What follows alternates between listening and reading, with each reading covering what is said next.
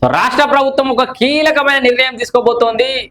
మనందరికీ హైదరాబాద్ లో ఉన్న వాళ్ళకి ముఖ్యంగా ట్రాఫిక్ తగ్గించేందుకు ఒక కీలకమైన అడుగు వేయబోతుంది.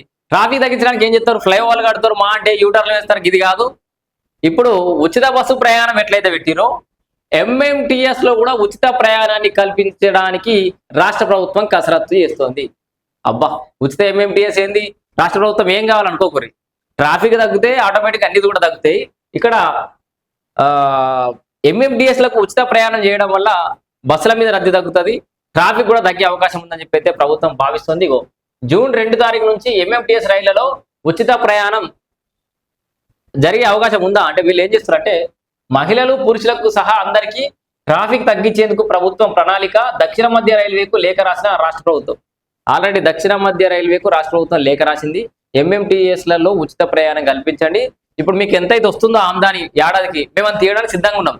ప్రయాణికుల సంఖ్య పెరిగినా తగ్గినా ఏ జరిగినా కూడా ఇప్పుడు మీకు ఎంత ఆదాయం వస్తుందో అంత మేము ఇస్తాం, మాకు ఉచిత ప్రయాణం కల్పించారు అంటే. అట్లనే ఎంఎంటీఎస్ స్టేషన్ల కాడ బస్సులకు హాల్టింగ్ కు జాగిస్తే ఈ బస్టాండ్ నుంచి అక్కడ నుంచి ఇక్కడ నుంచి ఎంఎంటీఎస్ స్టేషన్లకు బస్సులు షటిల్స్ నడిపిస్తారు అన్నట్టు. ఇప్పుడు ఎయిర్పోర్ట్ షటిల్ ఎట్లుంటుంది అట్లా రైల్వే స్టేషన్కి బస్సులు పోతాయి.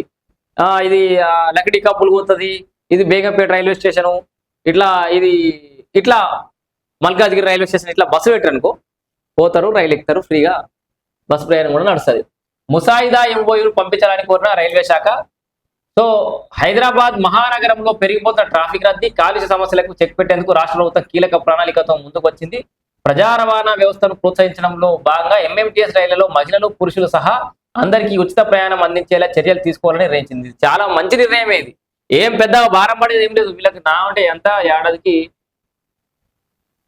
అయ్యో దక్షిణ మధ్య రైల్వేకు 10 కోట్ల ఆదాయం అంట, అంతే. ఏడాదికి 10 కోట్లు పెద్ద విషయం కాదు రాష్ట్ర ప్రభుత్వానికి. 10 కోట్లు అన్న కూడా 15 కోట్లు ఇస్తుంది. సో దానివల్ల ఎంఎంటీఎస్ లో ఒకే సమయంలో ఎక్కువ మంది మనం అకామిడేట్ చేయొచ్చు. 10 బస్సుల మంది ఒకటేసారి రైల్లో పోతారు. వాస్తవానికి కరోనా కంటే ముందు ఎంఎంటీఎస్ చాలా విపరీతంగా వాడేటోళ్ళు. కరోనా తర్వాత పబ్లిక్ ట్రాన్స్పోర్ట్ మళ్ళీ తగ్గింది, మళ్ళీ ఉచిత బస్సు అనగా మళ్ళీ బస్సుల మీద పడ్డారు. స్టేషన్ దాకా ఇట్లా నడవాలి చాలా దూరం అనే ఒక ఆలోచన ఉండే. ఇప్పుడు ఆ రైల్వే స్టేషన్ల దాకా బస్సులు నడితే కూడా